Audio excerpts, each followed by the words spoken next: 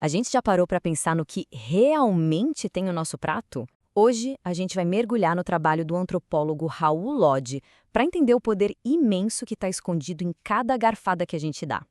Olha, para começar, vamos direto ao ponto com uma frase do Lodge que é, nossa, muito forte: com fome não há paz. Essa ideia, tão simples e tão profunda, é o que vai guiar toda a nossa conversa.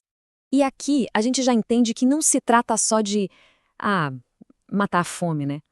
Para Raul Lodge, o direito fundamental de comer é, na verdade, a base, o alicerce para uma sociedade conseguir viver em paz. E isso nos leva a um conceito que é, assim, a espinha dorsal do pensamento dele: a soberania alimentar.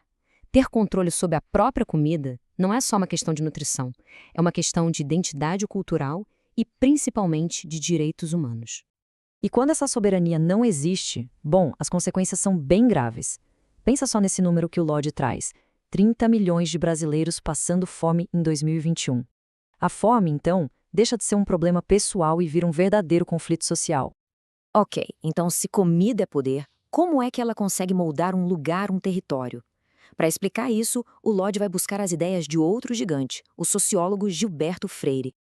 A ideia do Freire era genial. Ele não queria um mapa de fronteiras políticas, sabe? Ele sonhava com um mapa de sabores, porque ele entendeu que a identidade de um país também está escrita nas suas receitas.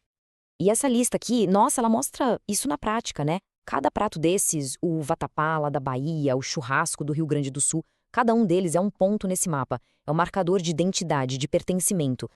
Agora, vamos fazer o seguinte, vamos dar um zoom, sair desse mapa geral e olhar para um único ingrediente. Vamos ver como a história de um povo pode estar toda guardada dentro dele. E o ingrediente da vez é o caju.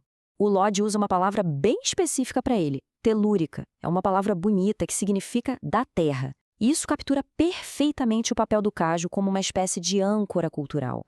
A jornada do caju é quase um filme. Pensa bem, ele começa como comida básica dos povos indígenas aqui no Brasil. Aí, no século XVI, os portugueses levam ele para o mundo todo. Depois vira até obra de arte e, por fim, um símbolo de toda uma região, o Nordeste. Ok, a gente viu toda essa riqueza, essa história, mas como isso se encaixa no mundo de hoje, no nosso mundo globalizado? Pois é, aí que o conflito começa a aparecer. O Lodge fala muito sobre o que ele chama de espetáculo da comida. É aquele mundo em que o chefe vira uma celebridade, quase uma divindade, e o que mais importa é a foto bonita para postar na rede social e não a história por trás daquele prato. E esse espetáculo todo acaba criando um embate muito claro. De um lado, a gente tem o ingrediente de verdade, aquele com história, com ancestralidade. Do outro, o que o Lodge chama, sem meias palavras, de farsa alimentar. E ele usa um termo bem forte para isso: esquizofrenia gastronômica. A ideia é a seguinte: é quando a comida parece uma coisa, leva o nome de uma coisa, mas na verdade é feita de outra completamente diferente. A identidade original dela simplesmente some. Olha só esses exemplos, fica muito fácil de entender. Caviar de quiabo. Peraí, caviar vem de peixe, quiabo é um vegetal. Queijo de castanha de caju. Queijo, tradicionalmente, vem do leite. É exatamente essa farsa, usar um nome de prestígio para vender algo que não tem nada a ver com o original. No fim das contas, o que a gente tem é um verdadeiro confronto. De um lado, a comida regional, cheia de identidade, de história. Do outro, a comida industrializada, a junk food, que vai, aos poucos, padronizando o paladar de todo mundo com o mesmo gosto. Tá, mas e aí? Por que tudo isso realmente importa? Qual é o ponto crucial que a gente precisa tirar dessa análise? A questão, segundo Lodge, não é só saudosismo, sabe? Não é querer voltar para o passado. Proteger essas tradições alimentares é um ato vital.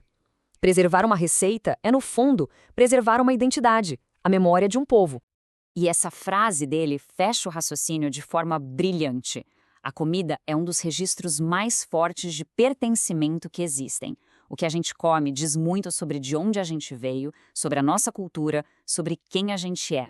Então, fica aqui uma provocação final para a gente pensar. Na próxima vez que a gente for comer, que tal olhar para o prato e tentar enxergar além? Tentar descobrir qual é a história, qual é o território e, principalmente, qual é o poder que está contido ali.